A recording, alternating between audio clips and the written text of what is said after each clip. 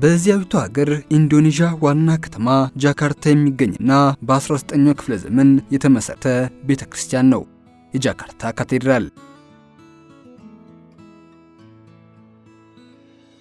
ውድ በሰላም ካቶሊክ ቴሌቪዥን የቤተክርስቲያን ቅኝት ተመልካቾቻችን እንደምን ሰንብታችኋል?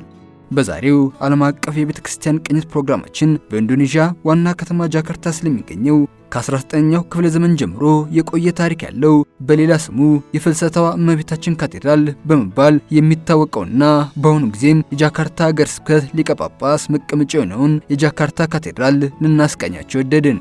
አብራችሁን ቆዩ።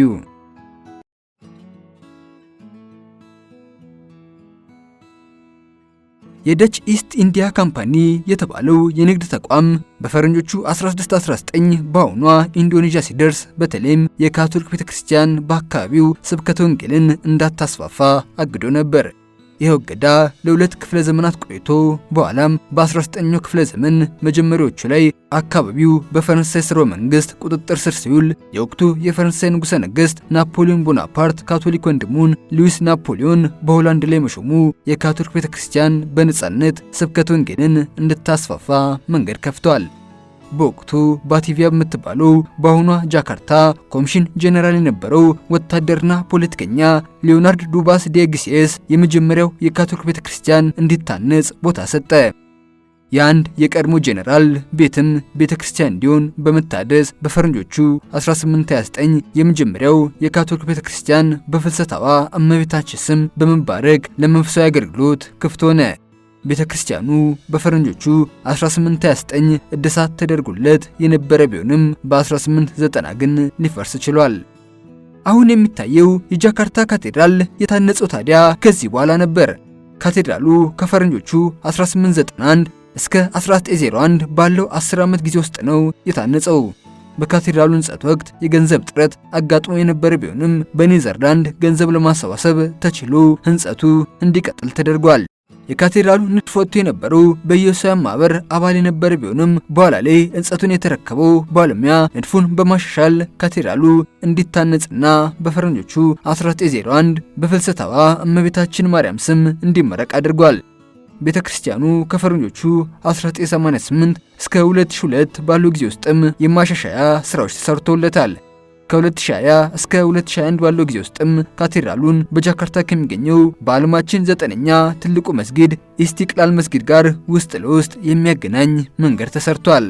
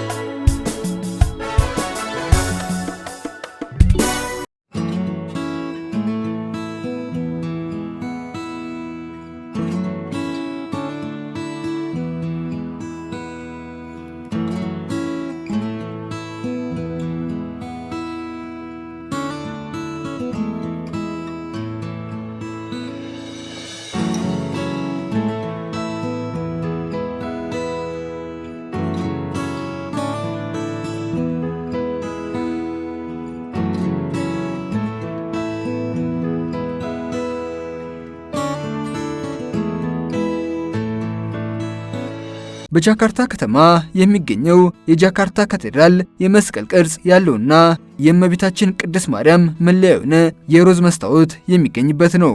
በካቴድራሉ ውስጥ ከሚገኘው የእመቤታችን ሐውልት በላይም ትውልድ ሁሉ ብፅዕት ይሉኛል የሚለው የእመቤታችን ንግግር ተጽፎ ይታያል። በጃካርታ ካቴድራል 3 ትላልቅ ማማዎች ሲገኙ ሁለቱ ትላልቆች የሚባሉት 60 ሜትር የሚረዝሙት ናቸው። የመጀመሪያውና የዳዊት ማማ በመባል የሚታወቀው እመቤታችን ከጨለማ ኃይል የምትጠብቅ መሆኗን የሚያመላክት ነው። ሁለተኛው ማማ የዞን ጥርስ ማማ በመባል የሚታወቀውና ነጭነቱ የእመቤታችን ንጽሕና የሚያመላክት ነው። በዚህ ማማ ላይ የቆየና አሁንም የሚሰራ ሰዓትና የቤተክርስቲያኑ ደውሎች ይገኛሉ። እነዚህ ሁለት ማማዎች ማለትም የዳዊት ማማና የዞን ጥርስ ማማ የሚባሉት 60 ሜትር ርዝመት ያላቸው ናቸው። ሶስተኛውና 45 ሜትር የሚረዝመው የእግዚአብሔር መልአክ ማማ የሚባለው ነው። የጃካርታ ካቴድራል ሁለት ወለሎች ያሉት ነው። የመጀመሪያው ወለል በሰሜናዊ ማማ በኩል በደረጃ የሚወጣበትና የመዘምራን ቦታ የነበረው ነው። ነገር ግን ካቴድራሉ ከጊዜ አንጻር የቆየ በመሆኑ በርካታ ሰዎችን መሸከም ስጋት በመፍጠሩ ወለሉ ከመዘምራን ቦታ ወደ ካቴድራሉ ሙዚየምነት ተቀይሯል። ውስጡ የካቶሊክ ቤተክርስቲያን በኢንዶኔዥያ ያላትን ታሪክ የሚያንጸባርቅና በርካታ ንዋየ ቅዱሳትም የሚገኙበትና የሚጎበኙበት ሆኗል። የጃካርታ ካቴድራል የውስጥ ገጽታ በካቶሊክ ቤተክርስቲያናት የተለመደው የመስቀል መንገድ 14 ማረፊያዎችና የንስሐ ቦታዎች የሚታዩበት ነው። ከዚህም በተጨማሪ ፔታ በመባል የሚታወቀውና እመቤታችን ቅድስት ድንግል ማርያም የሞተ ልጇን ኢየሱስ ክርስቶስን ሰውነት ባዘን ተሸክማ የሚያሳየው ሐውልት፣ በመላእክት የተሞላው መንግሥተ ሰማያትን የሚያንጸባርቁ የጌታችን ኢየሱስ ክርስቶስ ስብከቶችን የሚያሳዩና የገሃነም ምስሎች እንዲሁ ይታዩበታል። የጃካርታ ካቴድራል በአጠቃላይ 3 መቅደሶች አሉት። የመጀመሪያውና የቅድስት ማርያም መቅደስ በመባል የሚታወቀው በፈረንጆቹ 1915 የተጠናቀቀው የእመቤታችን ፍልሰታዋ የሚከበርበት ቦታ ነው። ሁለተኛውና በፈረንጆቹ 1922 የተጠናቀቀው የቅዱስ ዮሴፍ መቅደስ የሚባለው ነው።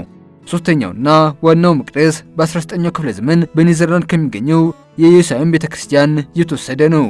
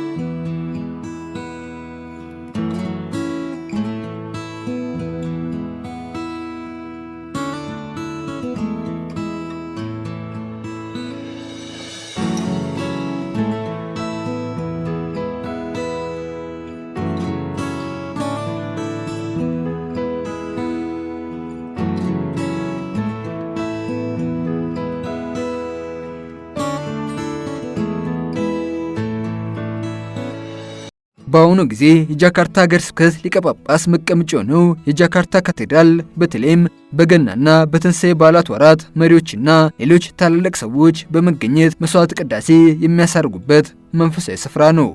ኢንዶኔዥያ በካቶሊክ ቤተክርስቲያን ርዕሰ ሊቃነ ጳጳሳት ጳውሎስ ስድስተኛና ቅዱስ ዮሐንስ ጳውሎስ ዳግማዊ ተጎብኝታለች። ካቴድራሉ በፈረንጆቹ 2024 በቀድሞ የካቶሊክ ቤተክርስቲያን ርዕሰ ሊቃነ ጳጳሳት ፍራንቺስኮስ እንዲሁ ለመጎብኘት ወቅቷል። ካቴድራሉ በአሁኑ ጊዜ የካቶሊክ ቤተክርስቲያን በአገሪቱ ያላትን ታሪክና መንፈሳዊ እንቅስቃሴ ከማንጸባረቅና መንፈሳዊ አገልግሎትን ከመስጠት በተጨማሪ በበርካታ ነጋዴያን የሚጎበኝ ለመሆን በቅቷል። ውድ በሰላም ካቶሊክ ቴሌቪዥን የቤተክርስቲያን ቅኝት ተመልካቾቻችን በዛሬው ዓለም አቀፍ የቤተክርስቲያን ቅኝት ፕሮግራማችን በኢንዶኔዥያ ዋና ከተማ ጃካርታ የሚገኘውና የሀገረ ስብከቱ ሊቀ ጳጳስ መቀመጫ የሆነውን እንዲሁም የካቶሊክ ቤተክርስቲያን በሀገሪቱ ያላትን መንፈሳዊ እንቅስቃሴ የሚያመለክተውን የጃካርታ ወይም የፍልሰታዋ እመቤታችንን ካቴድራል ባያችሁት መልክ አስቃኝናችሁ። በቀጣይ በሌላ የቤተክርስቲያን ቅኝት ፕሮግራም እስከምንገናኝ ቸር ያቆየን በማለት በዚሁ ተሰናበትን።